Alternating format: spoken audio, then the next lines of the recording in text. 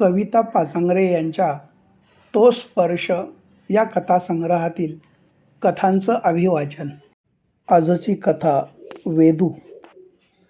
दररोजच्या प्रमाणे आजही बस कुंजल पार्कजवळ थांबली आणि इयत्ता तिसरीत शिकणाऱ्या वेदूची नजर कुणाला तरी शोधू लागली. मग जसजशी बस हळूहळू पाठीमागे जाऊ लागली तशी ती ज्याला शोधत होती तो वृद्ध भिक्षेकरी एकदाचा तिला दिसला आणि तिची नजर थबकली. कारण मळकट कळकट कपड्यातला तो 60-62 वर्षाचा वृद्ध अंदाजे 6 वर्षांच्या एका लहान मुलासह येणाऱ्या जाणाऱ्यांपुढे भीक मागत होता. मग रोजच इथे त्याला या अवस्थेत पाहून लहानग्या वेदूचं मन क्षणभर सुन्न व्हायचं. पण पाहिल्याखेरीज तिला राहावतही नव्हतं. खरं तर या दोन जीवांची ही अवस्था पाहून हळव्या स्वभावाच्या वेदूचं कोवळं मन अधिकच व्याकुळ व्हायचं व उत्तर नसलेले अनेक प्रश्न ते स्वतःलाच विचारायचं. इथं तिच्या बालमनाला असं भीक मागून खाणाऱ्या जगण्यातलं तथ्य कळो ना कळो पण अस्वस्थ नक्कीच करत होतं. कारण रस्त्याच्या कडेला कुंजल पार्कच्या भिंतीला लागूनच असलेल्या एका झाडाजवळ उघड्या आभाळाखाली तो वृद्ध त्या मुलाला घेऊन फाटक्या पालात राहत होता. याच कुंजल पार्कमधल्या 2 जुळ्या मुली त्रिशा आणि श्रीशा बसमधून उतरेपर्यंत वेदू दररोज या वृद्धाचं आणि त्या लहान मुलांचं केसांपासून नखांपर्यंत बारकाईनं निरीक्षण करायची. तिचा हा क्रम आता नित्याचाच झाल्यामुळं तो लहान मुलगासुद्धा ही बस आली की कुतूहलानं उभा राहून मान वर करून वेदूला पाहायचा.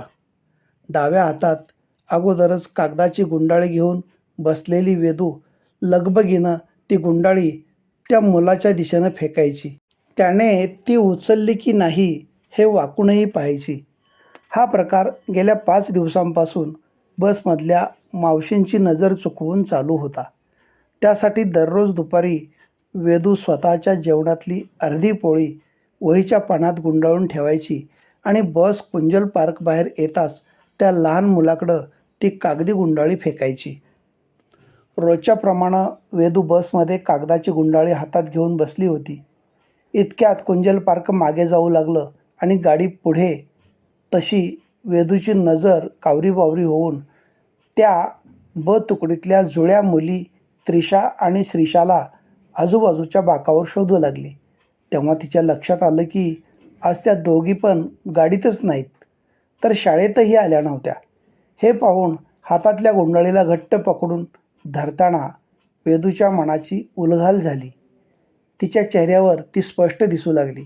तिचा चेहरा आता त्या लहान मुलांची अवस्था आठवून रडवेला झाला होता. तो लहान मुलगा आपल्या पोळीची किती आतुरतेने वाट पाहत असेल. भुकेने व्याकुळ झालेल्या त्या लेकराची भूक खरंच आज कोणी जाणेल का? कुणास ठाऊक आज त्याला जेवण मिळेल की नाही या विचाराने तिचं हळवं मन अजूनच व्याकुळ झालं होतं. ती रडणार इतक्यात तिच्या घरासमोर बस थांबली आणि ती भानावर आली. तशी वेदू पाठीवर दप्तर घेऊन लगबगीनं गाडीतून उतरली. पळतच येऊन समोर उभी असलेल्या आईला म्हणजे रेवतीला बिलगली. विशेष म्हणजे आजचं तिचं हे बिलगणं इतर वेळेपेक्षा वेगळं होतं हे रेवतीच्या लक्षात यायला क्षणाचाही वेळ लागला नाही. कारण ती आता हुंदके देऊन रडू लागली होती. ते पाहून आईनं तिला मायेनं जवळ घेतलं आणि प्रेमानं कुरवाळत रडण्याचं कारण विचारू लागली. मात्र वेदू रडण्याखेरीज काहीही सांगत नव्हती. ते पाहून रेवतीनं तिला उचलून घेतलं. पार्किंगमधून जिना चढून वर आली.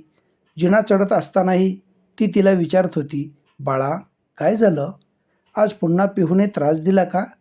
शाहूने मारलं की तिने कट्टी घेतली? उद्या आपण तिच्या मम्माला सांगू हां. आणि त्यात काय एवढं? त्यासाठी कुणी असं रडतं का बाळा? नाही ना?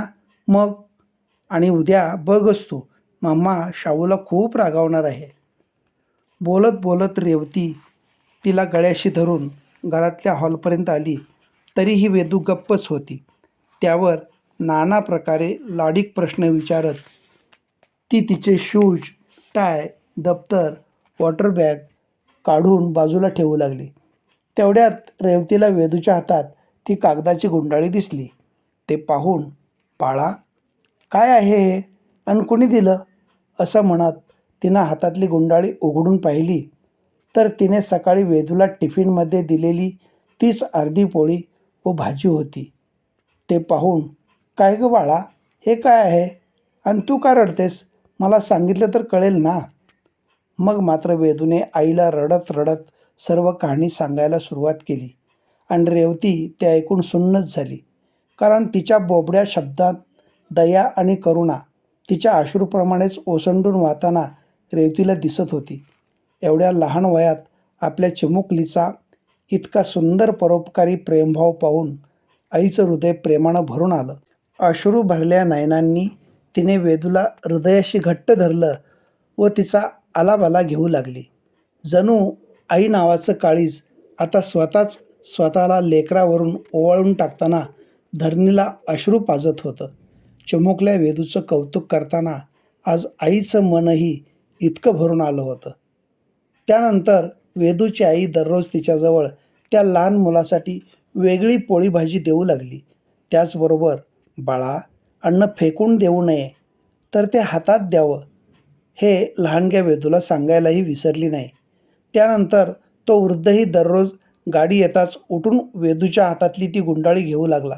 पुढे ही गोष्ट वर्ग शिक्षकांपर्यंत पोहोचायला वेळ लागला नाही. लहानग्या वेदूचा हा निरागस हळवा प्रेमभाव प्राचार्यांच्याही मनाला नकळत स्पर्शून गेला. कारण तिचं स्वतः अर्धपोटी राहून दुसऱ्याची भूक भागवणारं हे कर्म सगळ्यांच्या डोळ्यात हळूवार अंजन घालून गेलं होतं.